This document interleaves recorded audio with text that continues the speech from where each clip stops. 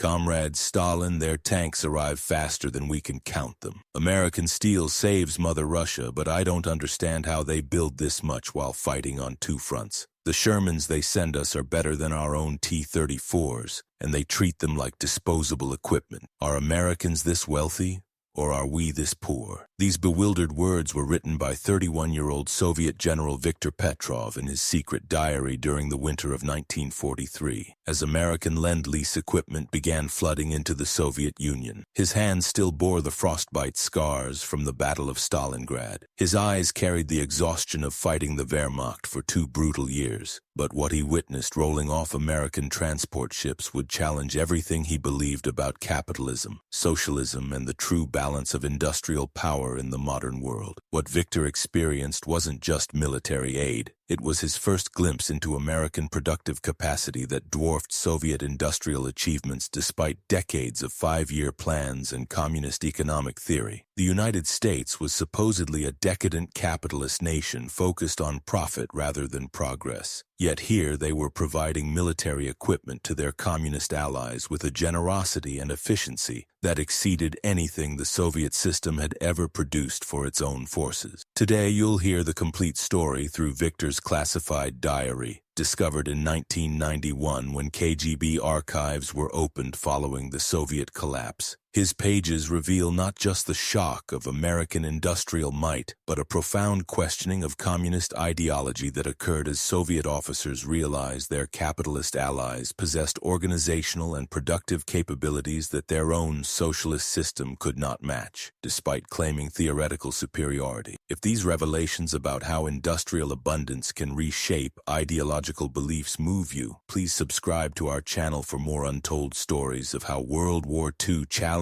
fundamental assumptions about economic systems and national power. Viktor Petrov had grown up during the early years of Soviet power, when communist propaganda promised that socialist planning would soon surpass capitalist production and create a workers' paradise that would be the envy of the world. Born in 1912, he had witnessed the industrialization campaigns of the 1930s that transformed the Soviet Union from an agricultural society into a major industrial power capable of producing tanks, aircraft, and artillery in quantities that supported a massive military establishment. His military career had been shaped by absolute faith in Soviet technological and organizational superiority, reinforced by propaganda that portrayed capitalist nations as chaotic, inefficient societies where profit motives prevented the rational allocation of resources needed for sustained industrial production. When Germany launched Operation Barbarossa in June 1941, Viktor commanded a tank regiment equipped with T-34s that were supposedly the finest armored vehicles in the world, backed by an industrial system that party doctrine claimed was inherently superior to anything capitalist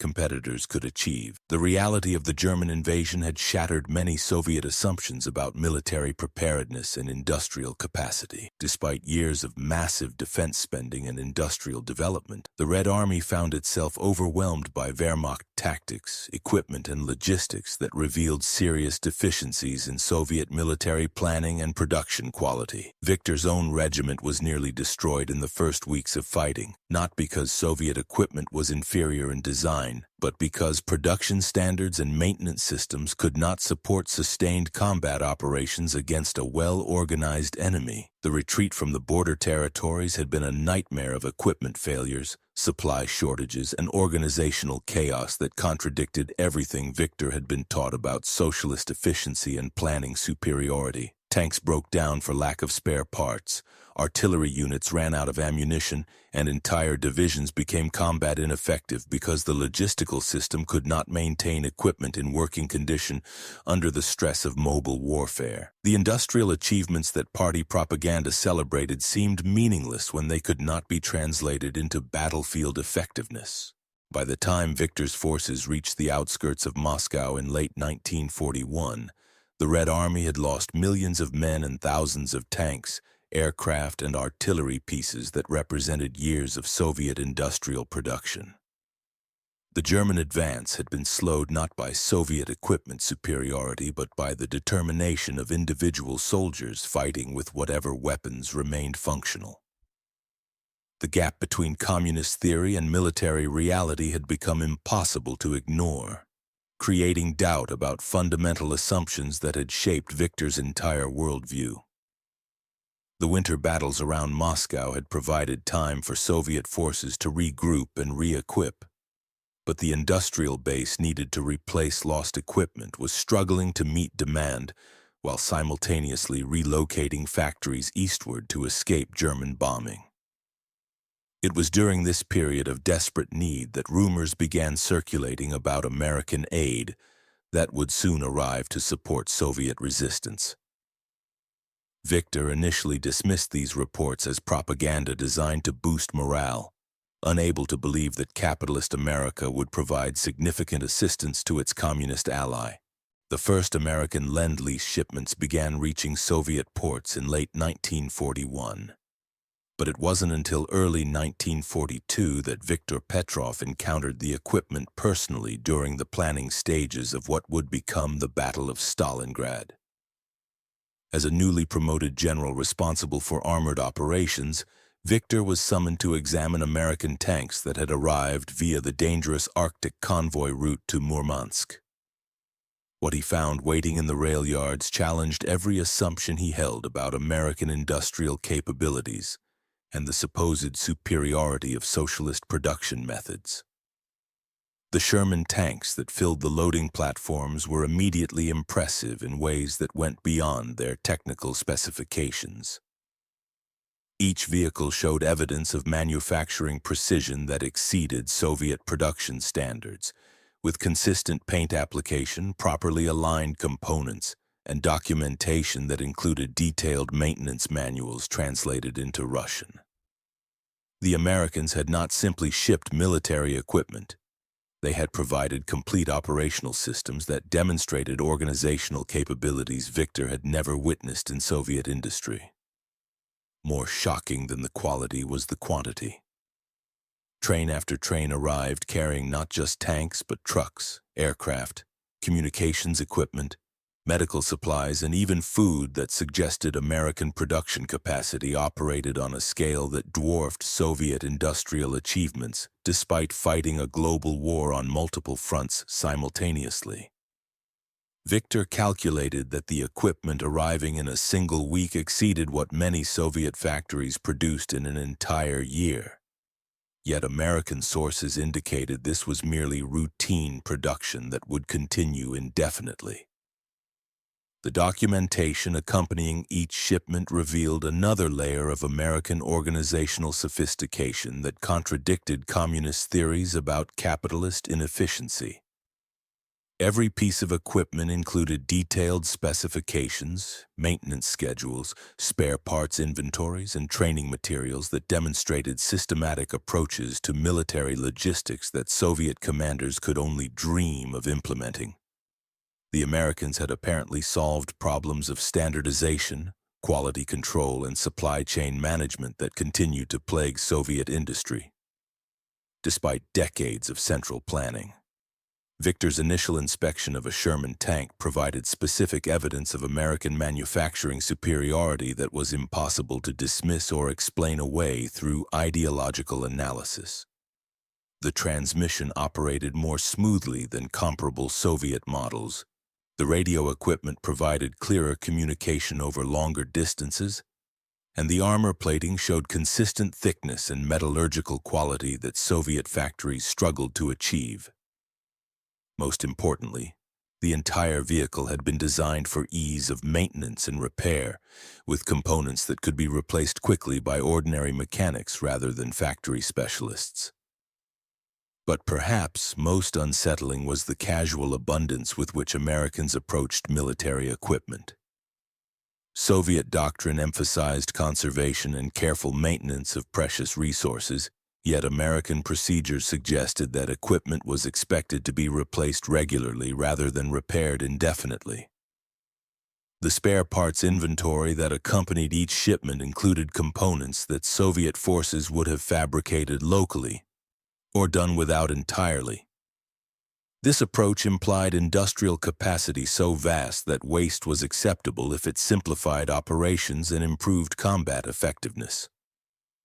The psychological impact on Viktor and other Soviet commanders was profound and immediate.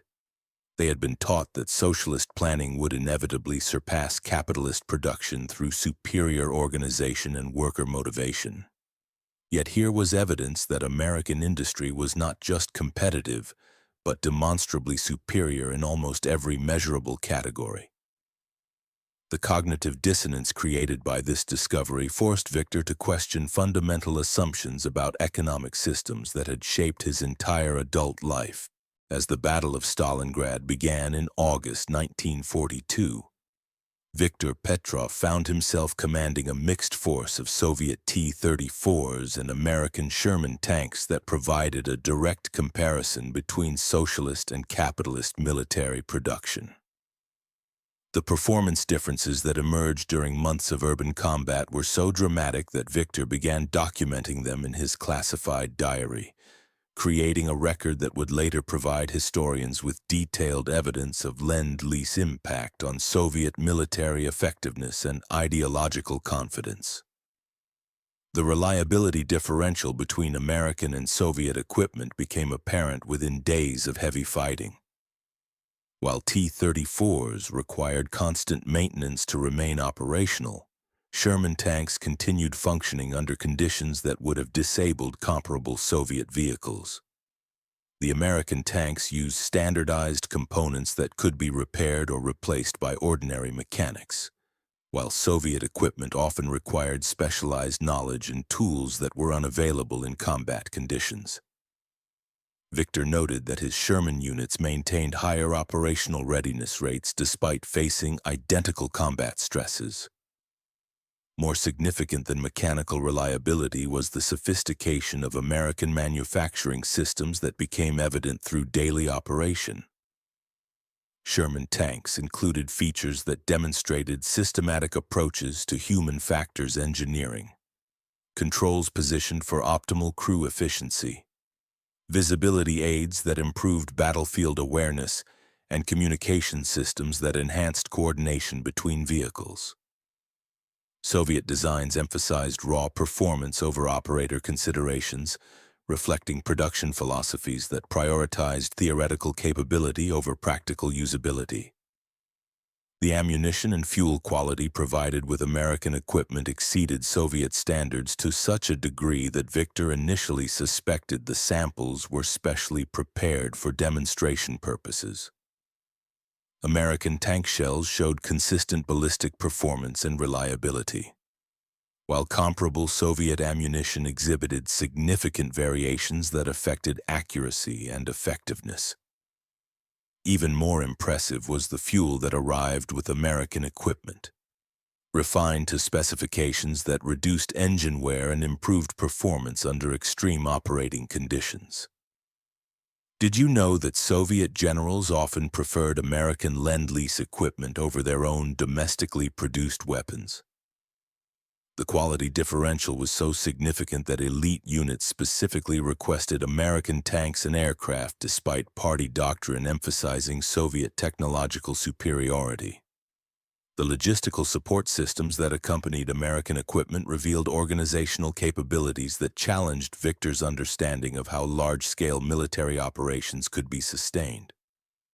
American forces apparently operated with supply chains that delivered specific components to precise locations according to predetermined schedules, while Soviet logistics remained largely improvisational and dependent on local resourcefulness. The documentation and tracking systems used to manage American equipment exceeded anything Viktor had encountered in Soviet military service. Perhaps most disturbing for Viktor's ideological confidence was the realization that American equipment was designed for mass production and rapid replacement rather than individual craftsmanship and indefinite repair. Soviet doctrine emphasized the conservation of precious resources through careful maintenance and local modification. But American approaches suggested industrial capacity so vast that replacing equipment was more efficient than repairing it. This abundance mindset contradicted fundamental communist assumptions about resource scarcity and the need for central planning to optimize allocation decisions. The performance gap became undeniable during the climactic phases of the Stalingrad battle when Viktor's American-equipped units consistently outperformed comparable Soviet formations in both reliability and combat effectiveness. Tank crews who had operated both types of equipment universally preferred American vehicles despite party pressure to emphasize Soviet technological achievements. The contradiction between ideological requirements and battlefield reality created tension that Viktor struggled to resolve through traditional communist analysis. By early 1943, as Soviet forces began their counter-offensive following the German defeat at Stalingrad, Viktor Petrov had access to intelligence reports that revealed the true scope of American Lend-Lease production and its implications for understanding comparative economic systems. The numbers were so staggering that Viktor initially assumed they were German propaganda designed to demoralize Soviet leadership, but confirmation from multiple sources forced him to confront the possibility that American industrial capacity exceeded Soviet achievements by margins that made ideological competition meaningless. The statistics that reached Viktor through official channels painted a picture of American production that defied communist theories about capitalist limitations and contradictions. According to these reports, American factories were simultaneously producing equipment for their own forces fighting in the Pacific and Mediterranean, while also supplying Britain, Free France, China, and the Soviet Union with quantities of military hardware that exceeded the total production capacity of all other Allied nations combined. This level of industrial output suggested organizational and technological capabilities that transcended anything Soviet planners had imagined possible. The automotive production figures alone challenged Viktor's understanding of industrial economics and the supposed advantages of centralized planning. American factories were producing trucks, jeeps, and armored vehicles at rates that exceeded total Soviet vehicle production, despite also manufacturing civilian automobiles, aircraft, ships, and countless other products for both military and domestic consumption. The efficiency implied by these numbers suggested that American industrial organization operated according to principles that communist economic theory had not anticipated or accounted for. More troubling were reports about American aircraft production that indicated capabilities bordering on the impossible from a Soviet perspective. American factories were apparently producing heavy bombers, fighters, and transport aircraft in quantities that required not just industrial capacity but also access to raw materials, skilled labor, and technological sophistication that Soviet planners had assumed were limited by capitalist profit motives and competitive waste. The systematic nature of American production suggested coordination and planning capabilities that exceeded anything achieved through Soviet Central Economic Management. The naval construction statistics that filtered through to Viktor were perhaps most shocking of all, revealing American shipbuilding capacity that produced vessels faster than German submarines could sink them while simultaneously building the largest navy in human history.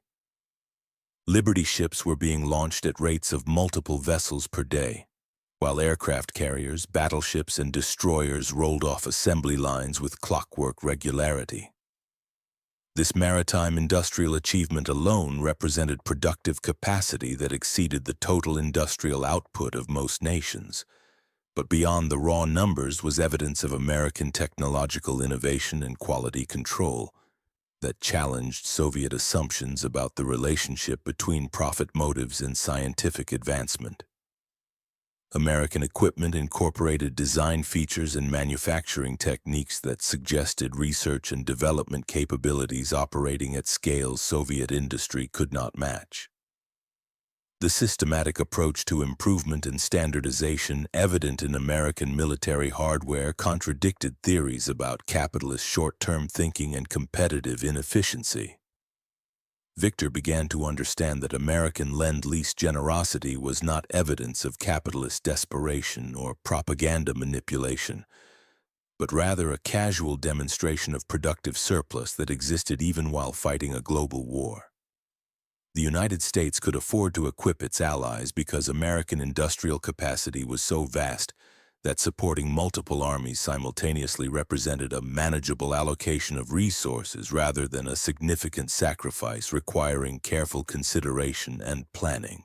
As 1943 progressed, and American Lend-Lease shipments continued to arrive in quantities that seemed to increase rather than decrease over time, Viktor Petrov found himself grappling with contradictions between communist doctrine and observable reality that could not be resolved through traditional ideological analysis. His diary entries from this period reveal a systematic attempt to reconcile theoretical predictions about capitalist limitations with empirical evidence of American productive capabilities that exceeded anything achieved by socialist planning.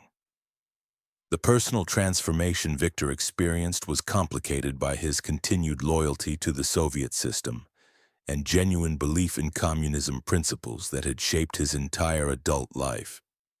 He could not simply abandon decades of ideological commitment based on equipment performance and production statistics, yet the evidence before him demanded some form of explanation that orthodox Marxist theory seemed unable to provide.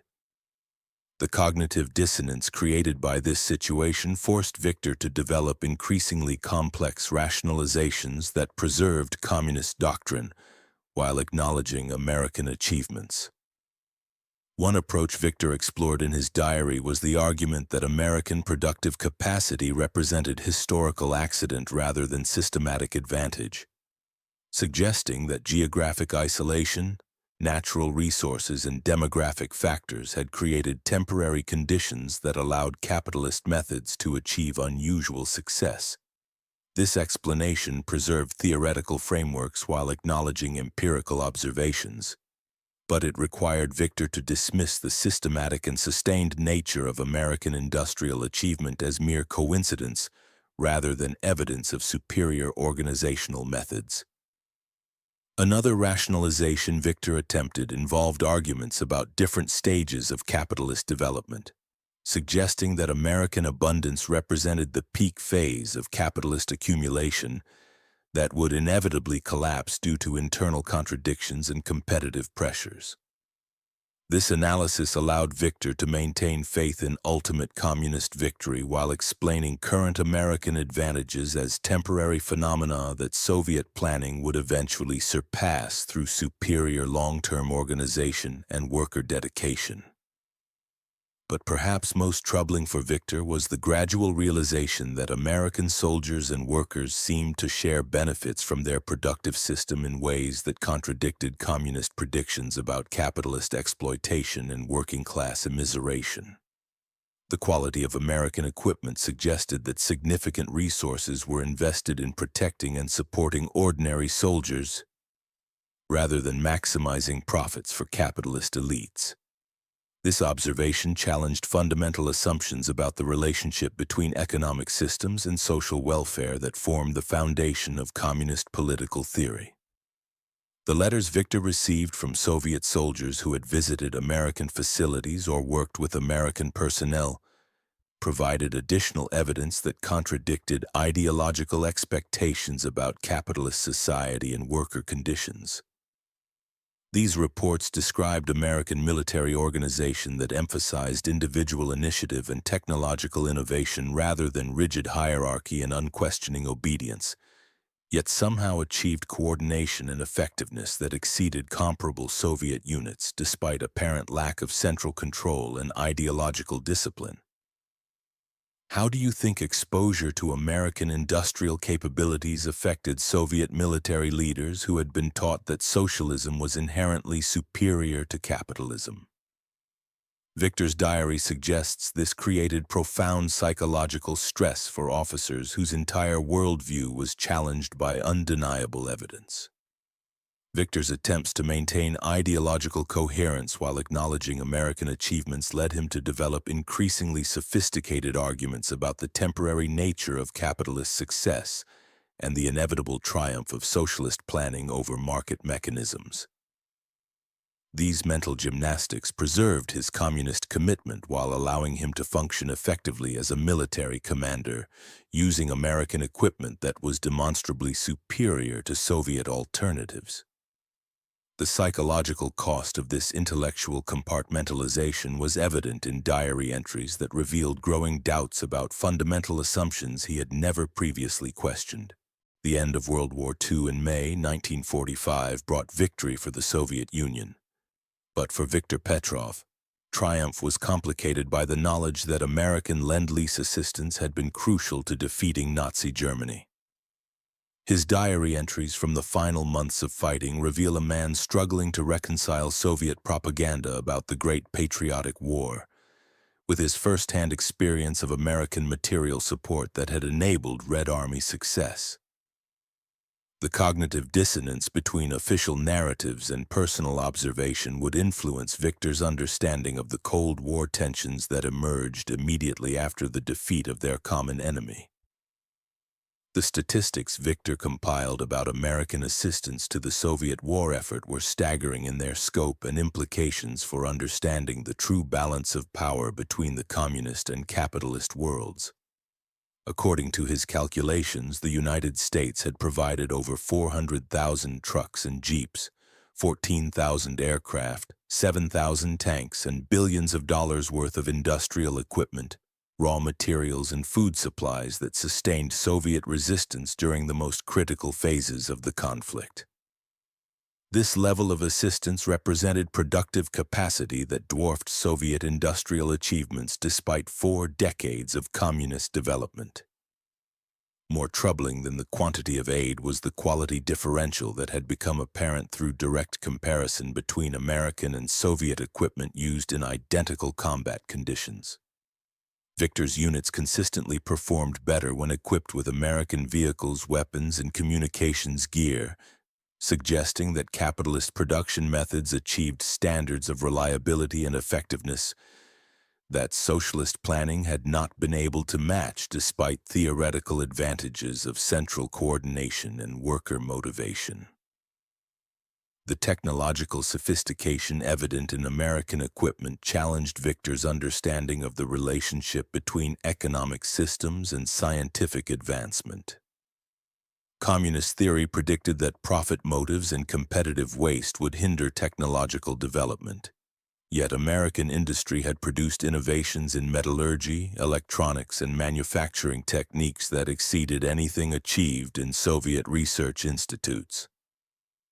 The systematic nature of American technological superiority suggested organizational capabilities that contradicted fundamental assumptions about capitalist limitations.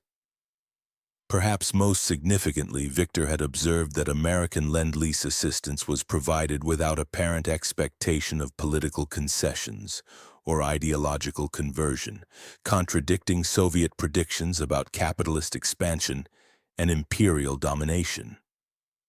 The United States had equipped communist forces to achieve victory over fascism without demanding changes in Soviet domestic policies or international alignments, suggesting motivations that transcended simple economic self-interest or geopolitical calculation. The post-war period brought new complications as Stalin's government began emphasizing Soviet contributions to Allied victory while minimizing the role of American assistance in achieving military success. Viktor found himself required to participate in historical revisionism that contradicted his personal experience and detailed documentation of American aid effectiveness. The psychological stress of publicly supporting narratives he knew to be false created internal conflicts that Viktor struggled to resolve through traditional party loyalty and ideological discipline. Viktor's final diary entries, written in 1947 as Cold War tensions escalated, revealed a man caught between personal knowledge and political requirements that could not be reconciled through conventional communist analysis. His observations about American industrial capacity and organizational effectiveness had convinced him that the Soviet Union faced a competitor whose capabilities exceeded anything communist theory had anticipated or prepared for. Yet public discussion of these concerns was impossible within the political constraints of Stalinist orthodoxy. The discovery of Viktor's diary in 1991, following the collapse of the Soviet system he had served throughout his adult life, provided historians with detailed evidence of how exposure to American productive capacity had affected Soviet military leaders during World War II. His transformation from confident communist believer to troubled observer of capitalist achievement illustrated the psychological impact of ideological confrontation with contradictory empirical evidence that could not be dismissed or explained away through theoretical analysis. Viktor Petrov died in 1976, having spent 3 decades as a senior Soviet military officer while privately harboring doubts about communist economic theory that began with his first encounter with American Lend-Lease equipment in 1942. His secret diary stands as testament to the power of industrial abundance to challenge fundamental assumptions about economic systems and national power, demonstrating how material reality could force even committed ideologues to question beliefs that seemed unshakable until tested against observable evidence of superior performance and organizational capability.